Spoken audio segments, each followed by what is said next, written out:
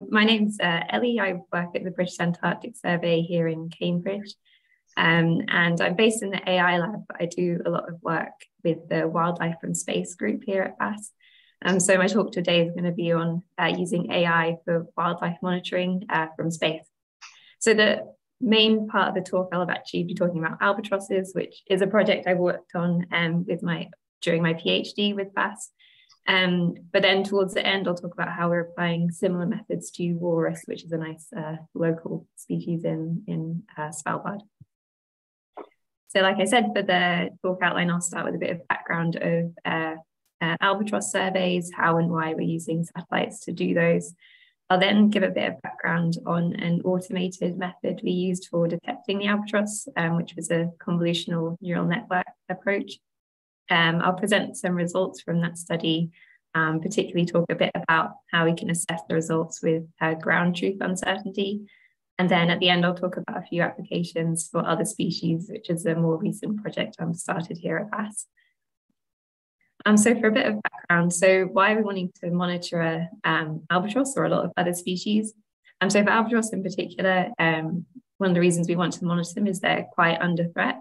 So all 7 species of great albatross are facing some level of decline and are classed as threatened under the IUCN Red List.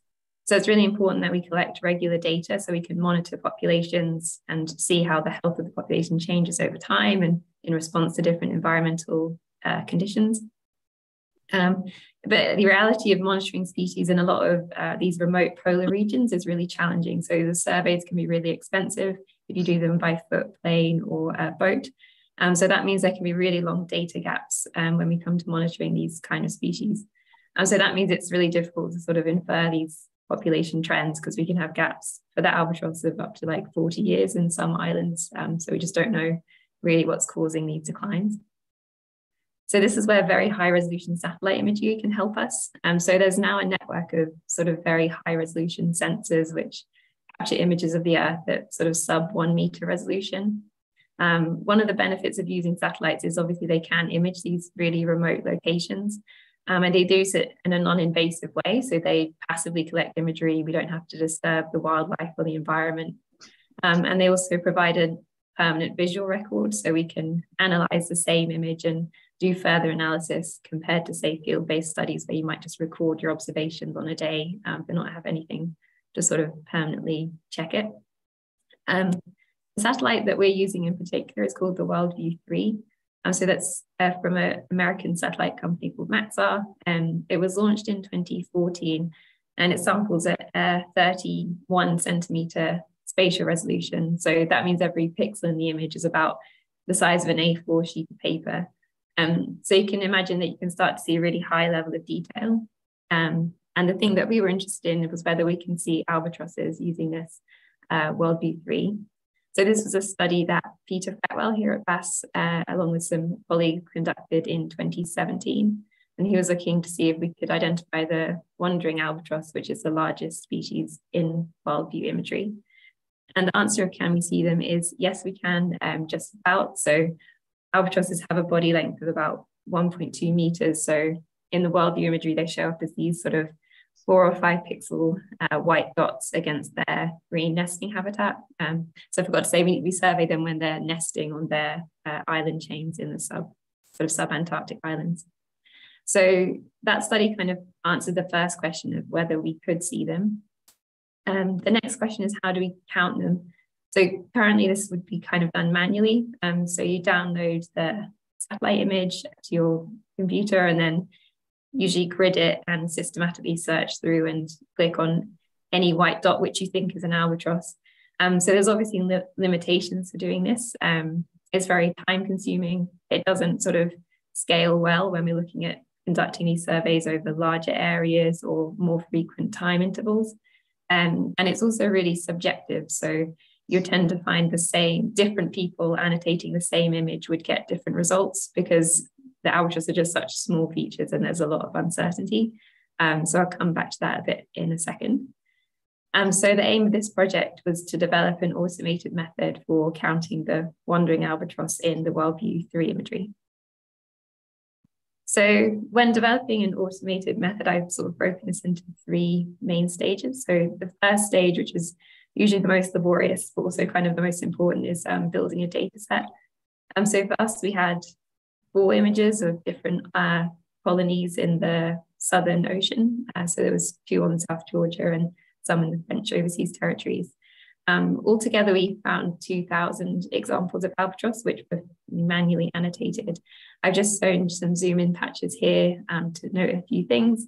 So one of the things we notice is actually between the different locations, you can get sort of different quality of images. So these ones in Apotras Island stood out really clearly against the green vegetation, and it was a particularly clear image.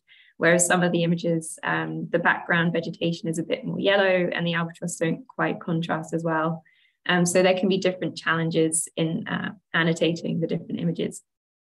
So we took our annotated data set and divided it into patches and a training and test set. And then we trained a neural network to try and do this annotation for us. The network that we used is called a UNet architecture.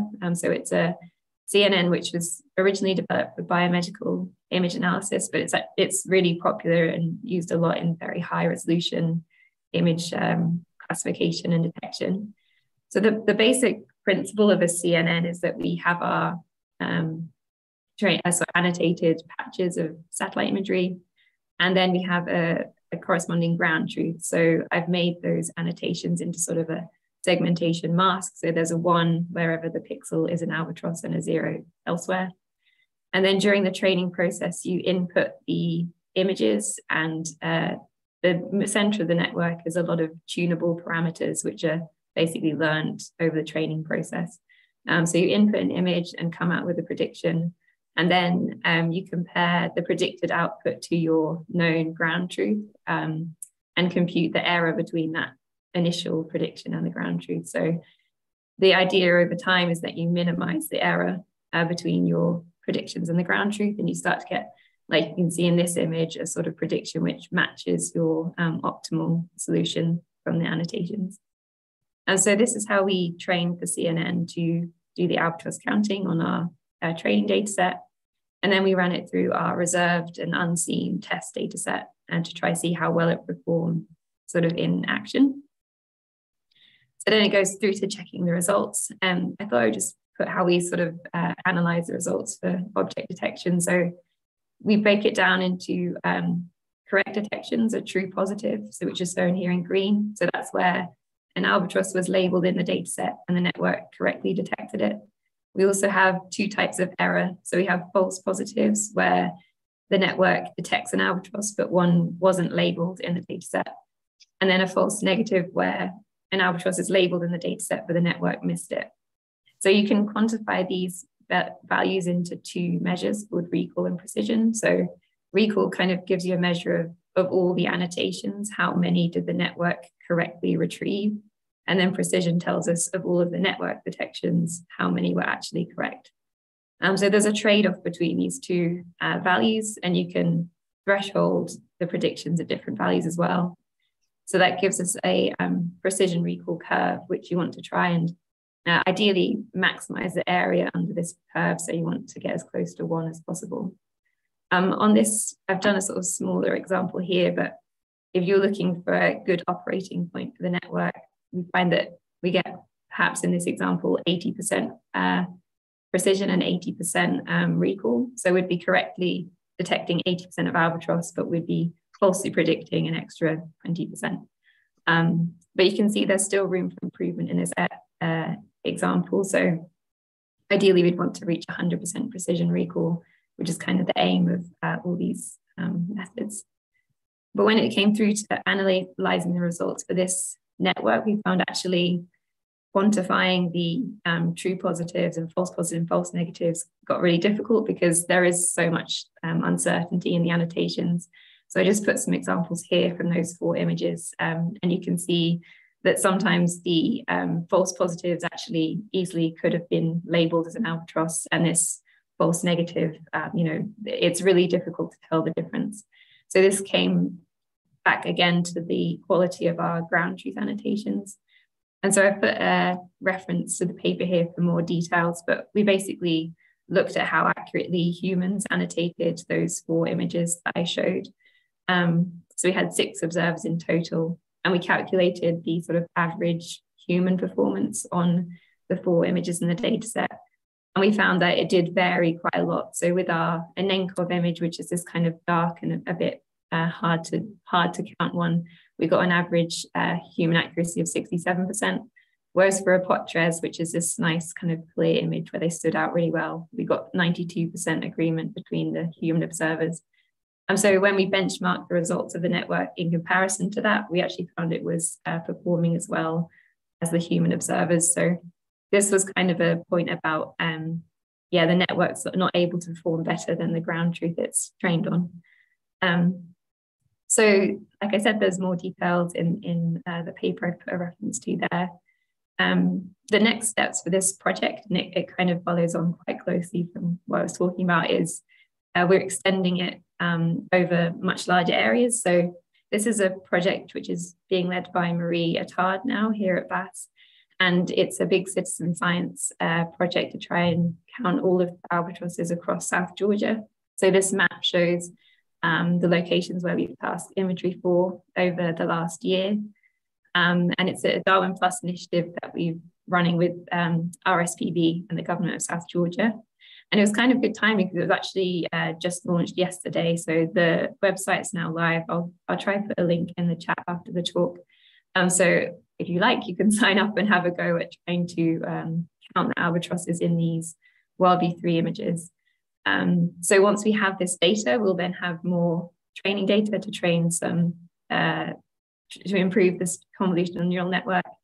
And we can also get much more insight into this intra-observer variation. So we'll have at least 9 observers, I think, count every tile and see how much agreement there is. So just finally leading on to some walrus work. So we have a very similar citizen science project for walrus, which has been running for a bit longer.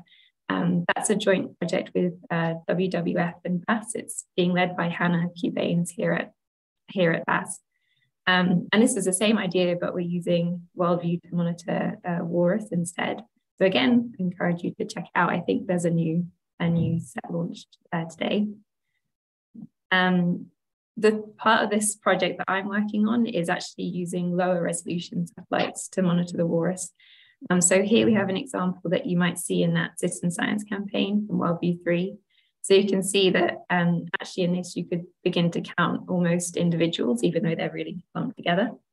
But because they have this habit of congregating in really large groups, similar to the emperor penguins in Antarctica as well, we can actually use lower resolution satellite imagery to identify the colonies. So you don't get a detailed count, but you can get an approximate area. And one of the really big benefits of using this satellite, which is Sentinel-2, is that it's free. And it also has much more frequent revisit times. So Sentinel, you get observations. It's every 5 days on the equator, but actually in the polar regions, it's much more often. So in Svalbard, there's actually 2 Sentinel images collected every day. So it allows us to monitor the walrus over a time series, which we're not able to do with the very high resolution and quite expensive WildView imagery. And so that's the last slide I have here today, is to show an example of the project I've started working on. So this is a map of Svalbard. I think here you guys are in Longyearbyen. And this site here is where we've been we've built a few test sites for the walrus fallouts.